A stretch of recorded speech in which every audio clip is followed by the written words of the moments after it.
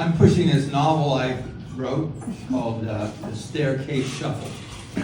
And I'm not going to say a lot about it, just that it's a historical novel, and I call it esoteric pulp because it's about Melvin Tolson, a real person. They actually made a movie out of him, great debaters. And nothing about him made any sense, so I did a lot of research and I wrote this novel. So he goes to New York, to Columbia University to get a degree, and he immediately wants to meet all the great Harlem Renaissance writers. So he is running around trying to figure out how to meet these writers, and he can't do it. He doesn't know what he's doing. Goes to the library and fools around in the library, gets nowhere. So he leaves the library. It was late morning of a clear, bright day. My eyes were assaulted by the sudden brilliance as I left the dim interior and went through the front door.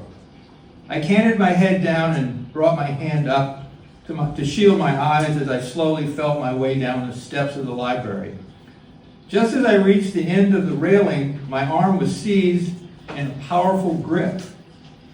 I was guided around the ironwork and steadily pulled into the shadowed space next to the library entrance. No longer blinded, I could see that I was being held by a large, raggedy individual who was looking down on me with a benevolent, doting grin. "You're coming out of the library. You must be a reading and writing man." No, I was in there shoeing a horse. "Just so long as you didn't get kicked in the head, that's real fine with me." Let go of my arm. My attacker let go of my arm and seized my hand. He then worked my arm like a pump handle. "No, sir, you're not getting away from T. Aubrey. My preacher told me to when I get to Harlem, 2 things I have to do. Take hold of a reading and writing man. That's number 1. Stay out of trouble. That's number 2. Now I have hold of you. The rest of all I have to do is stay out of trouble." Not being noticeably robbed, I decided to play along with this earnest fellow. I wouldn't swear that accosting me is the definition of staying out of trouble. Look, what's this all about? Don't you want to see me better myself? T. Aubrey am through with his low-down ways. I am off the prison farm, and I come up north to the city. I need help to get a job.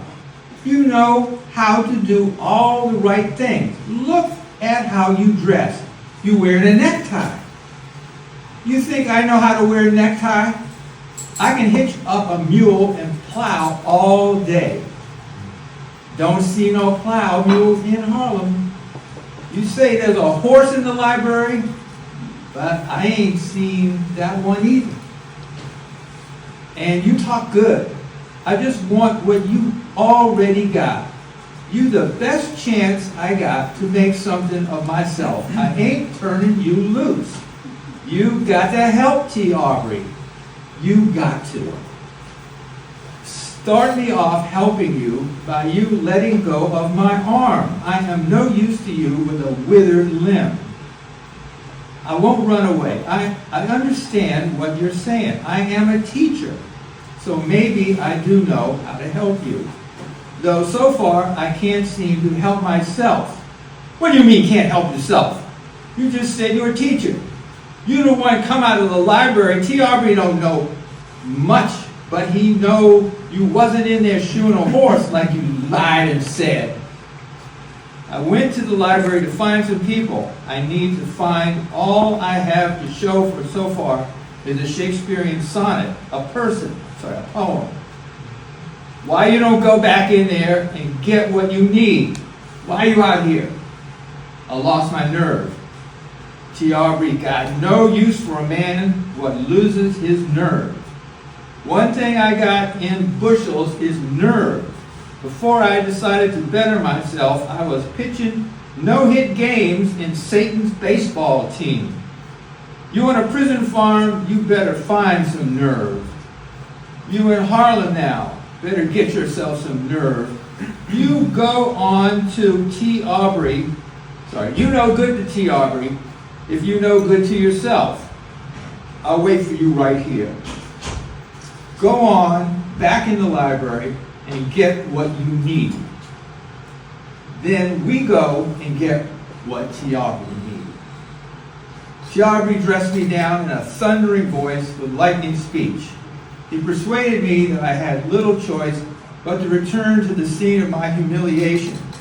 The fellow loomed over me like a bullying black storm cloud that had just found a church picnic to bedevil with flashes, booms, and downpours.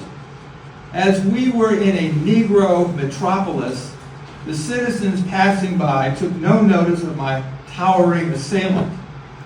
My interlocutor still had my hand in his paw, though his grip had relaxed.